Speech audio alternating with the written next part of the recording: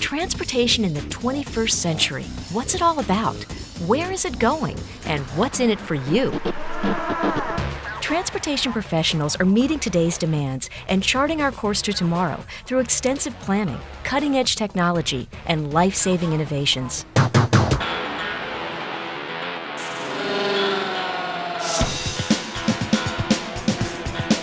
Pressed with the deadline of the Olympic Winter Games in 2002, Salt Lake City, Utah accepted the challenge of updating an aging transportation system with one that is state-of-the-art. Open your mind. For the Winter Games, we have looked at all the different events that are going to be held. We've figured out how many people are going to be going to each of the events, what time, what kind of mode they're going to use to get there, whether it's going to be bus, car, plane, train, automobile. We've done a lot of computer modeling to predict traffic flow during the Olympics, and we'll actually be looking day by day, hour by hour.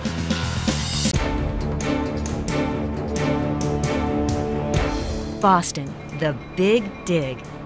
This engineering marvel is redesigning the city. By putting a highway system underground, Boston will be a modern mecca that will be beautiful, convenient, and easy to get around. I think what interests me about the job is the two phases of problem solving. Here you start with a plan. You want to build a piece of highway from point A to point B. You've got to come up with a plan, and that's one side of the problem solving. And then once you get out to construction, everything, of course, is different than what you put on paper. So you take your general approach and your plan that you've already had approved, and you run into problems with obstructions underground or problems with a design not working exactly as you thought, and so on. And then you have a second round of problem solving, which is really the problem solving that gets the project done. Some days you're out in the field, and some days you're in the office, and some days you're at public meetings. It's rarely the same thing for more than a week. It's fast-paced and it's enjoyable. You don't get worn down doing the same thing every day.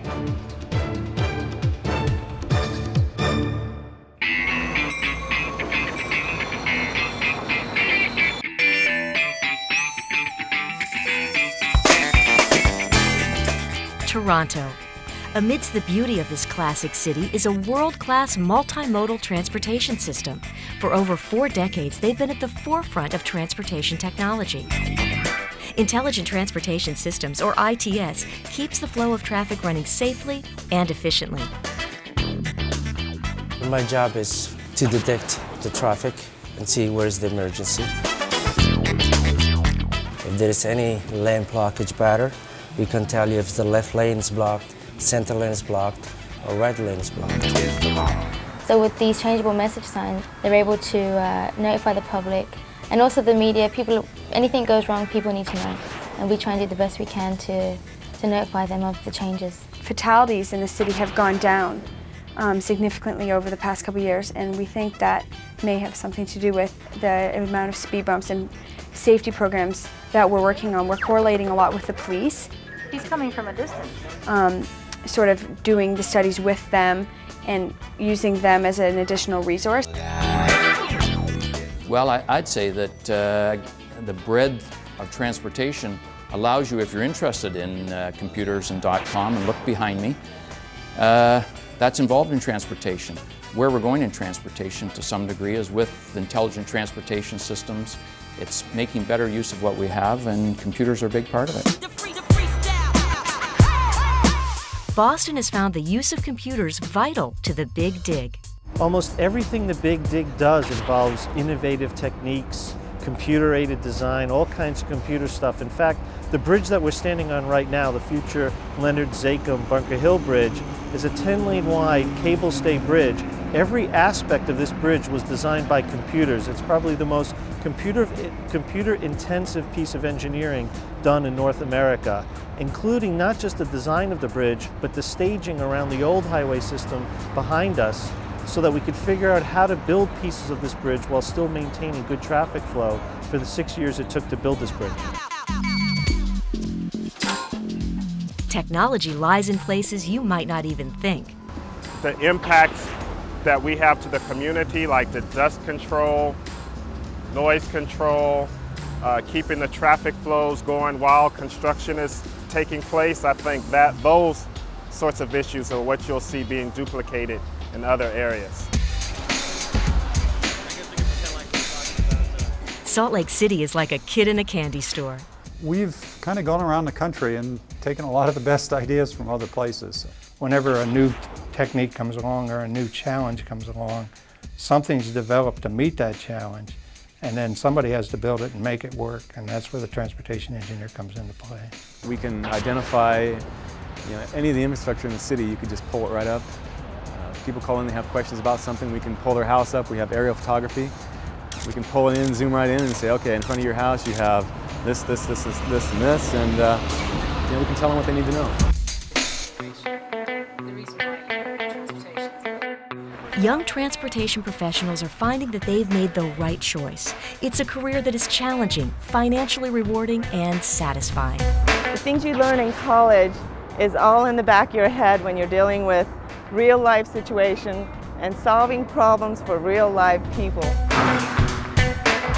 I love it. I love trying to educate people and let them know about, first of all, some of the dangers so that they can be proactive and take care of that, and also some of the things that we're doing. For instance, red light running. We're starting confirmation lights in the city and let them know about what's going on so that they can be aware that we're trying to make a difference too. There was one time I was able to go out with GPS surveying equipment, and we have a trail up here on the hills.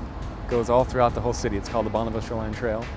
And I got to go out, put my shorts on, strap on the equipment, hopped on my bike, and I rode the whole trail. So I spent a whole day up in the mountains using the surveying equipment. It was great. You can see your final product. It's something that's tangible. You can see the improvements. If you've worked on improvements at localized improvements at an intersection, you see the results. It's working better. There's an awful lot of planning going on, and it's a pretty good blend between planning and engineering. There are a lot of numbers involved, but it's not quite as clean-cut number crunching as some of the disciplines. For one thing, a lot of people think that there's generally more money to be made in such fields as, I don't know, electrical engineering or computer engineering, but I know that there's a big shortage of transportation engineers, and there's a great need for them. So, and when there's a need, there's always more money involved with that. There are plenty of jobs out there right now. People are going to need facilities, people are going to need transportation, going to need buildings. And we're really the underlining motivation force, I think, behind the economy that people just don't realize. You know, it's really important that you do what you enjoy. You're going to be doing it for a long time. Transportation is that field. When you make a career in transportation, you are making a difference. For those who are interested, it's a great opportunity. Really, anybody comes in with that attitude that they want to make a difference and they want to do something to solve some problems, I think they'll go far. As more and more technologies advance, becomes more and more interesting, I just want to get more into it. Evidence of your work, a physical structure that will always be there. The need for fundamental transportation will never go away. This is the place to be. It's how the city runs. There's just such a huge need. A lot of the things that we do just haven't been done before. And it's only getting broader and better. I make a difference.